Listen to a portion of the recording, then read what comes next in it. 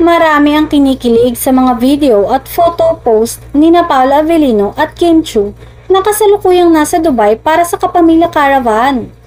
Matapos kasing mag-viral kung saan todo ang alalay ni Paolo sa aktres nang dumugin sila pagdating pa lamang sa airport.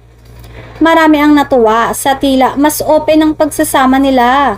Sa isang photo na nakita, very sweet ang kanilang post kung saan magkatabi sina Paolo at Kim na ikinumpara pa ng ilang tagahanga sa litrato noong 2015. In fairness, mukha namang nakamove on na si Kim dahil maaliwalas na ang kanyang aura at mukhang happy na siya.